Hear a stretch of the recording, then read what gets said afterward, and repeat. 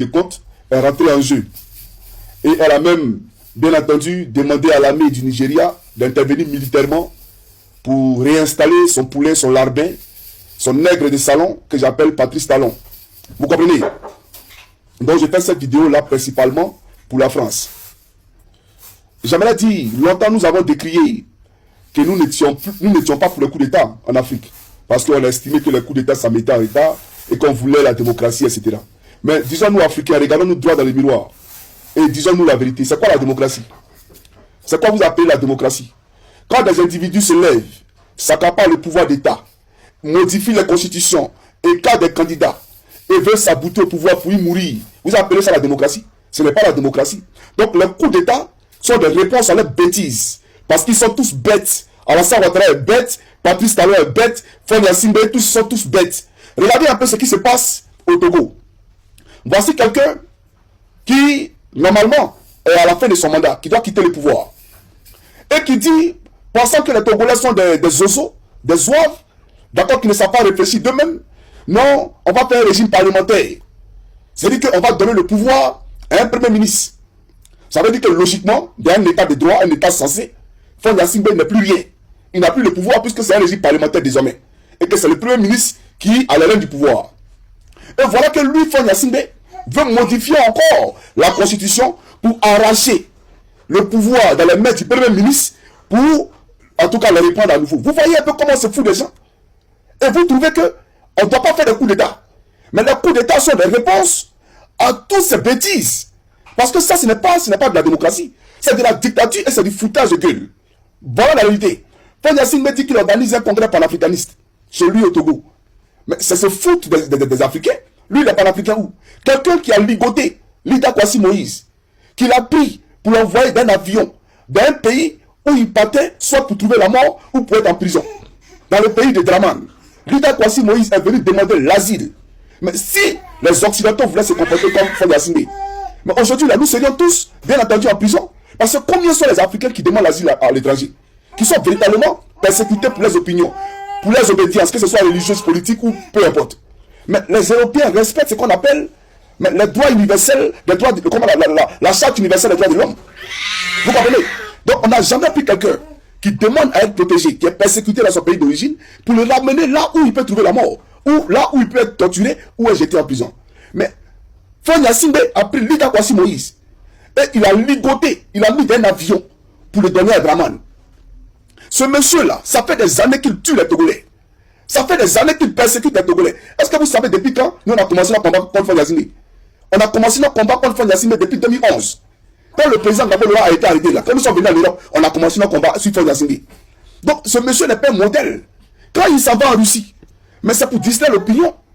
C'est pour distraire l'opinion. Parce qu'il s'est dit que la Russie est le seul gage pour que lui, il puisse conserver le pouvoir. Puisque il peut aller en Russie, Assimi Goïta aller en Russie. Et comme les Africains, aujourd'hui, sont regardants sur la politique de la Russie, donc il faut aller là-bas pour avoir, bien entendu, vous comprenez, comment on appelle ça, je dirais la bénédiction de ces Africains-là. Donc il prend des gens pour des idiots, tout simplement. Il prend des gens pour des ignares. Et aujourd'hui, on fait du clientélisme politique. On appelle certains soi-disant panafricanistes qui en réalité sont des commerçants. Sont des boutiquiers parce qu'ils ne sont pas panafricains. Et on organise un forum sur le panafricanisme au Togo. C'est insulter notre intelligence. Donc Fonia Simbe, en aucun cas, était panafricain. Il doit quitter le pouvoir. Que ce soit par une révolte populaire ou par un coup d'État, Fonia Simbe doit quitter le pouvoir. Ceux qui mangent à lui, vous les connaissez. Voilà. Tu vas prendre l'argent de quelqu'un, alors qu'il méprise son peuple, il tue son peuple, les gens meurent. Quand tu prends l'argent, non, c'est un panafricain. C'est quel panafricain? Il n'est jamais un panafricain.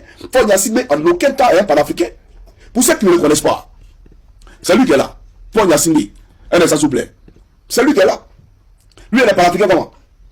Quelqu'un qui vient arracher le pouvoir dans les mains du Premier ministre, dans les mains du Parlement, pour reprendre le pouvoir, alors qu'il nous avait dit qu'il voulait faire un régime parlementaire. Mais on est dans le régime parlementaire maintenant. Quand il est devenu président, vous voyez un peu l'Afrique.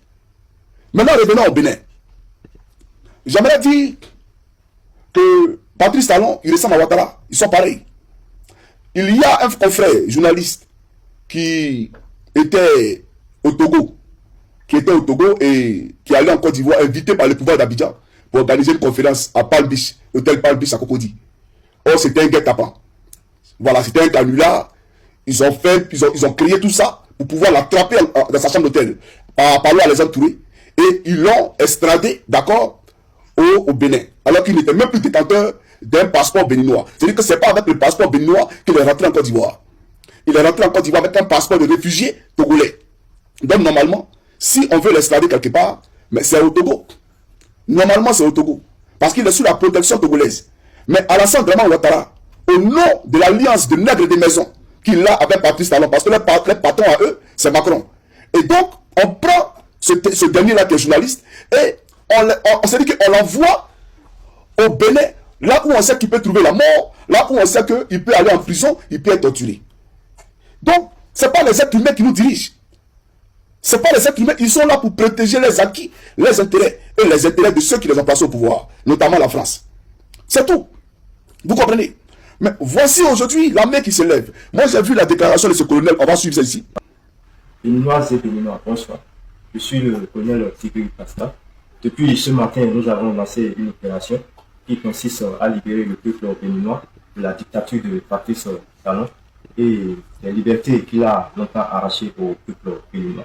Nous vous invitons à un soutien massif de notre action et nous appelons le gouvernement français à ne pas du tout s'initier dans les affaires intérieures de notre très cher pays, la République du Bénin.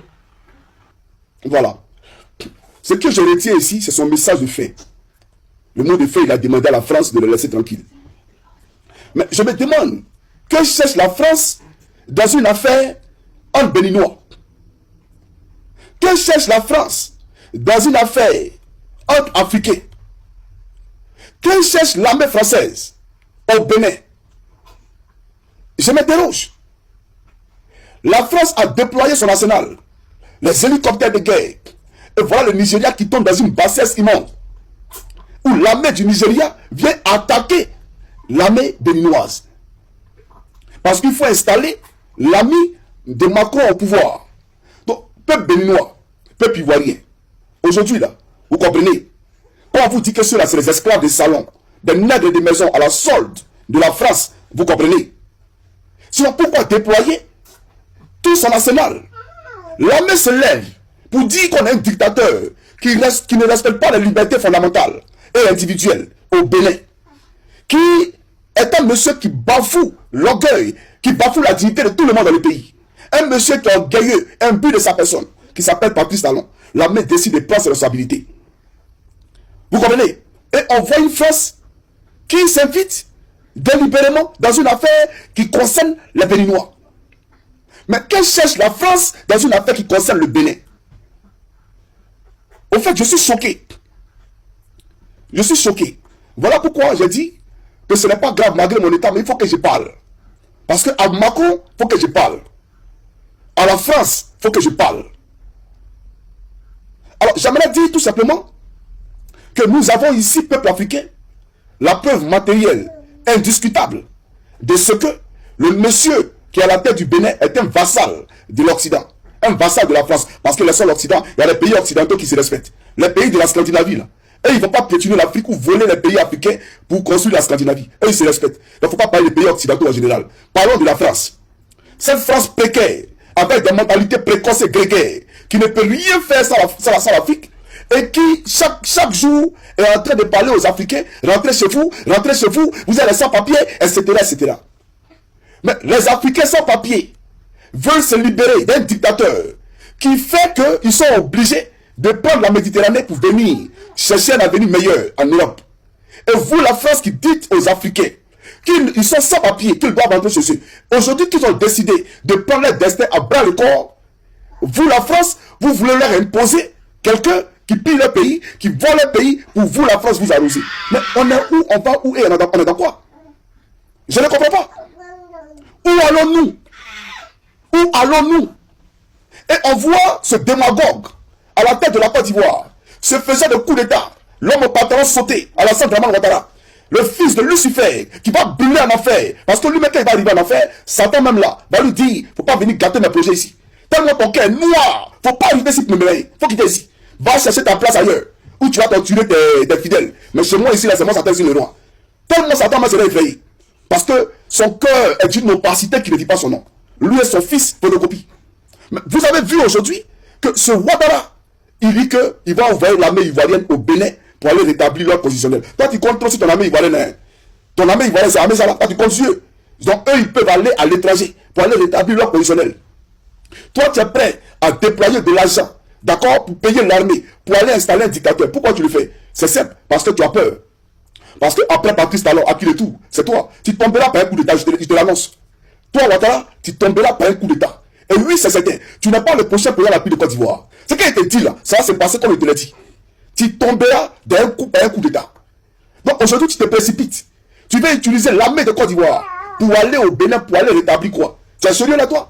Tu as fini de régler les problèmes des Ivoiriens? Dans les cantons Pamplona, là, quand tu t'habilles et que tu montes dans un taxi, quand tu arrives chez toi à la maison, on ne sait même plus où est le taxi, où tu es et où est la poussière. Vous avez la même couleur, vous tous. Toi, le taxi et la poussière, vous avez la même couleur. Vous comprenez? Voilà la Côte d'Ivoire. La Côte d'Ivoire profonde. Une Côte d'Ivoire de misère. Une Côte d'Ivoire où il ne fait pas bon vivre. Une Côte d'Ivoire où quand les gens sont malades, ils font des SOS pour se faire soigner. Pendant ce temps, on évacue Amadou Koulibaly à Paris dans un avion médicalisé. On évacue Ahmed Bakayoko à Paris dans un avion médicalisé. On évacue Patrick Kachi à Paris dans un avion médicalisé. On évacue Thiomoko Miolé à Paris dans un avion médicalisé. Quand Jack Kamisoko Kamara, celle qui a tué Bala Keïta, vient signer des conventions avec la polyclinique américaine à Paris pour que elle, sa famille et son gouvernement puissent aller se faire soigner à Paris. Voilà la réalité. Voilà la démagogie dans laquelle la Côte d'Ivoire est inscrite. Et ce dictateur né, ce sanguinaire, Alassane Dramane Ouattara, veut aujourd'hui utiliser l'armée de Côte d'Ivoire au-delà de nos frontières. Mais tu as fini de relever les défis que nous avons dans notre pays, les défis auxquels nous sommes confrontés dans notre pays. Et c'est maintenant à l'extérieur de la Côte d'Ivoire que tu vas aller agir. Parce que tu veux donner un message, tu as peur, parce que qui a le prochain? Mais tu n'échapperas pas à ton sort, Alassane Dramane Ouattara. Et toi, tu mourras, comme je te l'ai dit. Tu mourras, et ton petit frère mourra. Ce n'est pas un débat. Tu vas mourir, frère. Ce que je te dis là, tu vas voir. Mais tu seras ce Satan quand tu vas voir ce que je te dis là.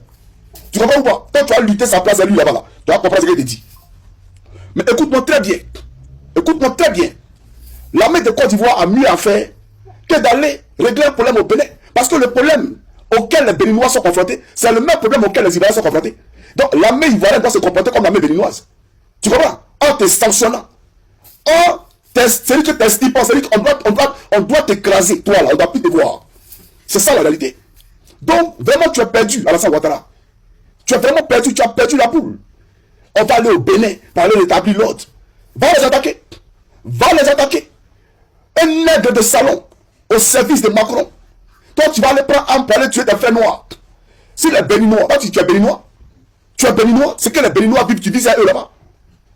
Maintenant, tu vas nous parler de CEDEAO. La CEDEAO, dis-moi, il y a quel CEDEAO qui existe? Quand les Français ou les Européens parlent de l'Union Européenne, ou qu'ils parlent de Schengen, c'est-à-dire entre eux, il n'y a pas d'accord de frontières. Quand je quitte en Finlande et que je vais d'accord en Norvège, il n'y a pas de droit, d'accord, il n'y a pas de frontières. Bon, la Norvège même, c'est un autre cas parce qu'ils sont dans le Schengen, mais ils ne sont pas dans l'Union Européenne. Mais parlons des pays de l'Union Européenne. Les pays de l'Union Européenne, il n'y a pas, d'accord, de contrôle, de douane entre eux. On ne dédouane pas les marchandises. Il n'y a pas de contrôle de frontières. C'est la libre circulation et des biens et des personnes. C'est ça l'Union Européenne. Mais chez vous, dans la CEDEAO, là, quand les gens se déplacent là, il n'y a pas les frais de douane. Quand les marchandises quittent au Bénin pour aller au Togo, les Togo ne dédouanent pas. Quand les marchandises quittent au Togo pour aller au Ghana, les Ghanéens là, la douane ne dédouane pas. Quand les marchandises quittent au Ghana pour venir en Côte d'Ivoire, la douane ivoirienne ne dédouane pas. Même les passagers, les simples passagers, vous les raquettez. Comme si la nationalité là, elle s'inspirait. Quelqu'un, sa carte d'identité n'est plus d'actualité, c'est-à-dire est inspiré. Mais on dit n'a qu'à donner l'argent. Comme si parce que carte d'identité là, c'est inspiré, il n'est plus ivoirien, ou il n'est plus ghanéen, ou il n'est plus citoyen de la CEDEAO. Vous ne respectez rien de la CEDEAO. Et vous pensez que vous pouvez vous lever et prendre l'armée de Côte d'Ivoire, aller au Bénin pour aller installer un dictateur. Qu'est-ce qui a marché dans la CEDEAO? Qu'est-ce qui marche dans la CEDEAO? Une CEDEAO qui est subventionnée par Paris. Mais c'est normal. Quand la France te finance, mais c'est normal qu'elle te dise ce que tu dois faire. Quand l'Union africaine elle-même est subventionnée par l'Union européenne, mais tu manges à la main de quelqu'un, et puis tu dis que tu es indépendant. Vous êtes tous des comédiens en Afrique. Vous êtes tous pathétiques, et tous des démagogues en Afrique. J'aimerais vous le dire. Alors j'aimerais dire à Alassane Dramane Ouattara, non, laisse-moi Dramane. J'aimerais dire à la France. J'aimerais dire à Emmanuel Macron, écoute-moi très bien. Il m'appelle Coucou Chris Yvon. Le problème que j'ai vu aujourd'hui, ce n'est même pas Ouattara, il est trop petit dedans. Tu es derrière. Que ce soit la fermeture de mes comptes YouTube, tout, tu es derrière. On le sait, frère. On sait tout. C'est toi qui nous empêche de nous exprimer. Parce que notre combat, c'est pas Ouattara. Ouattara, il est trop petit dans notre combat. Notre combat, c'est toi. C'est toi qui vole la Côte d'Ivoire. C'est toi notre combat. J'aimerais te dire à toi, Macron, de la manière que tu es prêt à mourir pour les Français, de la manière que tu es prêt à faire tout ça le compromis pour les Français, c'est comme ça que nous, on est prêt à mourir pour la Côte d'Ivoire. Macron, j'aimerais te dire, de la manière que quand les bébés naissent, et puis ils ont des biberons en or, en France là, c'est comme ça on voudrait qu'en Côte d'Ivoire, nos bébés naissent avec des biberons déjà préparés en or aussi, même en diamant. Il n'y a pas que toi qui aimes les belles choses. Il n'y a pas que les Français qui aiment les bonnes choses. Nous aussi, on veut les bonnes choses et on aime les bonnes choses. Nous disons que l'époque où nos parents mouraient par manque de moyens, c'est terminé.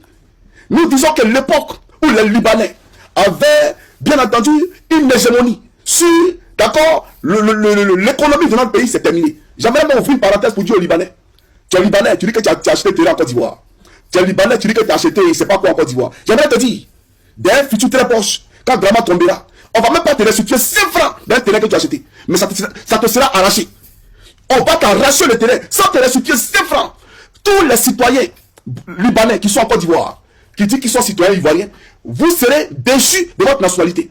Vous n'aurez pas la nationalité ivoirienne. Parce que moi, je préfère même qu'on donne la nationalité à un citoyen français. Parce que la France donne la nationalité aux Ivoiriens. Je préfère qu'on donne la nationalité à un citoyen américain ou un citoyen scandinave. Parce qu'en Scandinavie, ici, nous sommes nombreux à avoir acquis, d'accord, obtenu la nationalité des Scandinaves. Mais chez vous, au Liban, non seulement vous ne donnez pas vos papiers à quelqu'un qui est en train de m'appeler, non seulement vous ne donnez pas vos papiers à quelqu'un, on t'a voulu.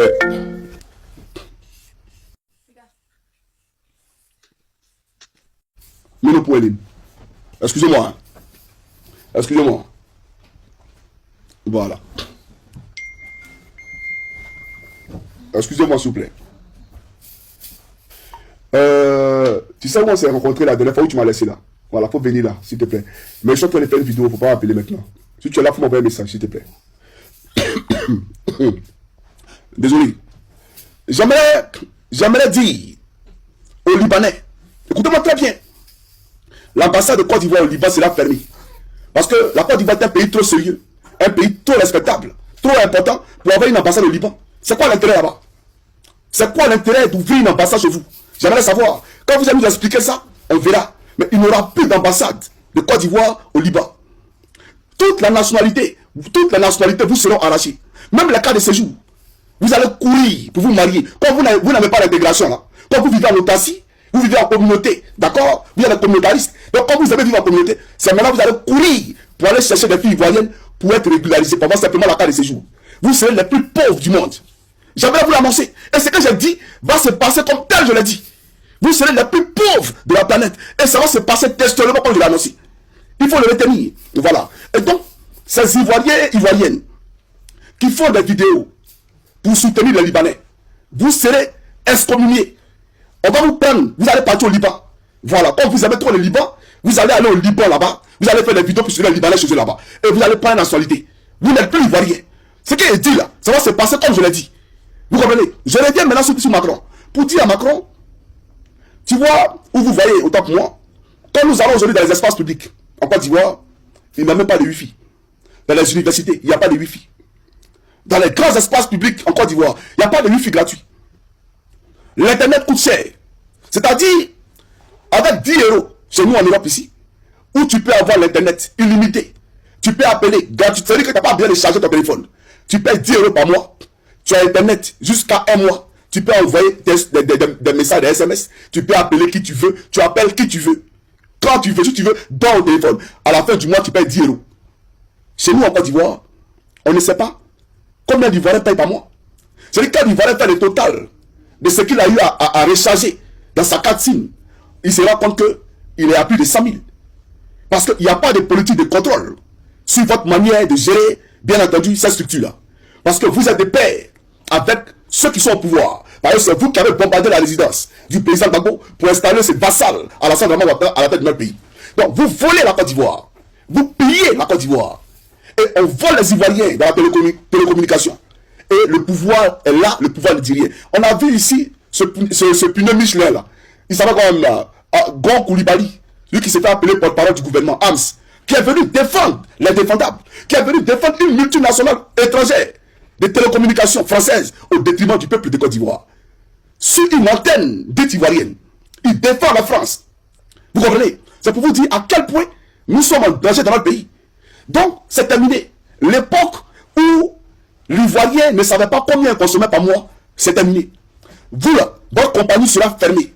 Maintenant, si on est trop gentil, on va permettre à plusieurs compagnies d'être opérationnelles sur le territoire ivoirien, de façon à ce que les Ivoiriens, eux seuls, dans leur souveraineté, choisissent l'opérateur de leur choix, en fonction du prix de l'opérateur.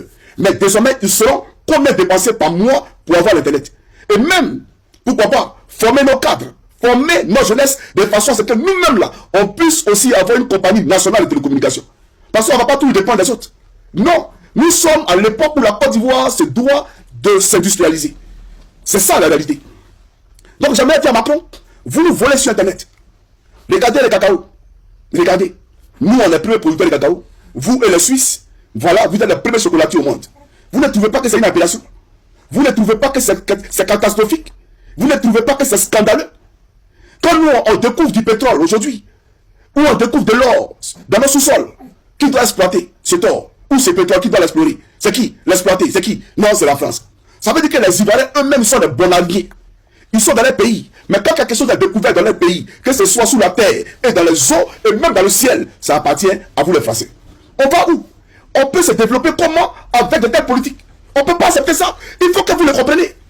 Donc c'est pour ça que vous voulez installer Macron, et comment on appelle ça, Patrice Talon. Parce que Patrice Talon, comme Ouattara, fait pleurer le peuple béninois. Patrice Talon, comme Ouattara, fait en sorte que les compagnies qui sont des compagnies françaises installées au Bénin et en Côte d'Ivoire renflouent les caisses de l'État française. Parce que c'est avec notre argent que vous arrivez à payer, bien entendu, vos chômeurs. Ceux qui ne travaillent pas, vous parlez de RSA. Nous, on s'en fout de RSA. C'est quoi RSA? Laissez les Africains tranquilles. Et vous verrez entre vous et les Africains qui va venir demander RSA chez son camarade. Qui viendra demander de l'argent du social chez son camarade. Donc j'aimerais vous dire, sur ce point-là, il y a beaucoup de choses à faire. Il y a beaucoup de choses à corriger. Vous comprenez? Donc vous êtes une plaie, une gangrène pour nous. Comment un pont, un simple pont, sous l'eau, nous on doit payer un pont pendant 30 ans. Et même quand le nombre de véhicules par jour n'est pas atteint, l'État de Côte d'Ivoire se doit de combler ce déficit-là. Je parle du troisième pont que vous appelez Henri Konan Bédié. Ce n'est pas le pont Henri Konan Bédié. N'insultez pas la mémoire de Bédié. Dites le pont Macron. Le pont appartient à Macron. Le pont appartient à la France. Si les Ivoiriens doivent payer pour ce pont. C'est ça la réalité. Donc le pont ne nous appartient pas. Vous volez la Côte d'Ivoire. Vous volez notre pays. Vous volez tout. Et on ne veut plus de ça. Et ce que vous avez fait, vous allez avoir complot ici. Prenez-moi, mettez-moi en prison, si vous voulez. Prenez la clé là, jetez dans la mer. Mais garde à vous. Garde à vous. Si un poisson a avalé la clé, et que un ami ou bien quelqu'un a pêché le poisson, et qu'il a été éventré, et qu'on a retrouvé la clé, et je sortais de prison, dès qu'il y a même un pied à Côte d'Ivoire, tout ce qu'il a dit là, ça va se passer comme je l'ai dit. Voilà qu'au cas où on était pour. Et puis, il y a des gens qui viennent, on va rétrocéder le camp du 43e Bima à l'armée ivoirienne. L'armée française qui devait partir là, elle est où? Montrez-nous le départ de l'armée française. Montrez-nous le départ de l'armée française aujourd'hui. Aucun départ. Aucun départ. J'aimerais dire à nos frères de l'AES, la création de votre monnaie, elle est tarde. Elle tarde. Parce qu'on ne peut pas être un pied dedans, un pied dehors. Un pied dedans, un pied dehors. C'est deux pieds dedans ou c'est deux pieds dehors. C'est ça la réalité. C'est deux pieds dedans même. Vous avez une même monnaie qui est imprimée en chamalière, en France. Cette monnaie-là, elle est contrôlée par l'État français. Tous les pays qui utilisent cette monnaie-là payent des impôts à l'État français, au trésor français. Et vous le savez très bien. Et vous continuez de manger cette monnaie. Une monnaie qui n'est pas convertible, qui n'est pas reconnue. Vous comprenez? Moi, j'ai un billet de 10 euros que vous voyez ici. Ce 10 euros finlandais, si je le prends et que je vais en France, je n'ai pas besoin de l'échanger. Je n'ai pas besoin de le convertir. Je donne dans une friperie ou bien peu importe, ils vont prendre. Parce que l'euro qui est mangé en France passe en Finlande, passe en Allemagne, passe dans tous les 28 pays de la zone euro. Mais chez nous en Côte d'Ivoire, on a le CFA de la zone de l'Afrique de l'Ouest, de la CEDEAO. Il y a le CFA de l'Afrique centrale, donc du CEMAC. Et il y a le CFA des Comores. Et tous ces CFA-là ne sont pas convertibles. Ça veut dire, Avec le CFA de la Côte d'Ivoire, tu ne peux pas aller au Bénin et au Cameroun et puis payer avec le CFA de la Côte d'Ivoire. Pourtant, c'est le même CFA. Et c'est la France qui fabrique ce CFA-là. Mais ils ont mis une barrière pour ne pas que les pays africains puissent commercer entre eux. Voilà. Parce que si vous commercez entre vous, s'il y a des voies ferroviaires, etc., votre développement, bien entendu, va s'accentuer. Donc, ils ne veulent pas de ça. Ils ont mis une barrière. Le seul pays au monde habilité à changer le franc CFA, c'est la France. Mais elle le change comment? Seulement par transaction bancaire. Seulement par transaction bancaire. Ça veut dire que tu prends ton CFA, malgré que la France fabrique la monnaie. Tu arrives à l'aéroport, voici Charles de Gaulle, avec tes CFA, ça va pourrir de ta poche. Tu vas au coin d'échange à l'aéroport, tu veux changer ton CFA, c'est pas eux qui t'adressent, parce qu'ils ne reconnaissent même pas cette monnaie-là. Voilà le vol dans lequel nous sommes. Et vous voyez, comme votre monnaie n'est pas reconnue, votre monnaie africaine, comme elle n'est pas reconnue, vous avez des matières premières que vous avez envie de vendre, que vous devez vendre pour la suivi de vos États. Et donc, quand vous voulez vendre le seul pays au monde habilité à faire, d'accord, la négociation, à marchander entre vous et ceux qui veulent acheter vos produits, c'est la France. Et donc, ces démarcheurs-là, qui sont les Français, ils ont 55% sur tous les produits que vous allez vendre. Est-ce que vous comprenez ce qu'elle dit? Ça veut dire que quand tu veux vendre ton cacao aux États-Unis, c'est eux qui vendent ça pour toi. Et ils ont 55% d'office sur tous les produits d'exportation. Mais la France a colonisé combien de pays? Plus de 14 pays africains. Et imaginez 14 pays africains qui, bien entendu, exportent leurs matières premières. Et c'est la France qui vend. Et sur chaque, d'accord, transaction, elle a 55%. Maintenant, les autres pourcents, 45 là, elle fait quoi? Elle ne vous donne pas. Elle a ouvert un compte d'opération au niveau de la Banque de France. Et dans ce compte d'opération là, elle met votre argent. Et vous savez ce qu'elle fait? Avec cet argent là, qui vous appartient logiquement, elle regarde, en Côte d'Ivoire, on a besoin d'eau potable dans la ville de Gagnoa. Je donne crédit. Je donne crédit 100 milliards à la Côte d'Ivoire. Oh, au Togo, on a besoin de temps. Je donne crédit 100 milliards au Togo pour construire des écoles. Avec ton argent, on t'endette. C'est-à-dire que tu as vendu tes produits. Tu n'as pas vu l'argent de ton produit. Et on prend ton argent pour venir t'endetter. Voilà dans quoi on est depuis des décennies. Voilà dans quoi on est depuis des décennies. Ça va continuer jusqu'à quand? Ça va continuer jusqu'à quand? Et donc, que la France arrête ce qu'elle est en train de faire au Bénin. J'aimerais dire à l'armée béninoise, si vous avez renoncé, si vous avez abdiqué dans ce dans quoi vous êtes, vous serez tous éliminés. Ils vont tous vous éliminer. Actuellement, vous êtes là, vous êtes dos au mur. Voilà comment on dit, à la guerre, comme à la guerre. Vous êtes dos au mur. Soit vous libérez le peuple béninois de ce joug néocolonial et de la dictature fascisante, de, comme on appelle ça, des Patrice Talon, soit vous-même là, vous allez mourir tout simplement. Parce qu'ils ne vous laisseront pas. Ça fait la deuxième fois que vous essayez de faire une telle action. Et Patrice Talon ressurgit après pour venir, ce qui est celui du président. Quelqu'un qui était en exil, pour qui on a combattu Boni Yayi. Ce Patrice Talon, notre président là, il nous a contacté à l'époque pour qu'on fasse la communication quand il était à Paris en exil. On a attaqué Boni Yayi. Qu'est-ce qu'on n'a pas dit à Boni Yayi? Que c'est inconcevable qu'un Africain, mais on voit son propre frère africain à l'étranger et l'interdisent de rentrer dans son pays d'origine. On a traité Boni Yayi de tous les noms. On a traité d'empereur, Sa Majesté. Mais regardez votre gars là. Depuis combien d'années il est au pouvoir? Regardez son comportement.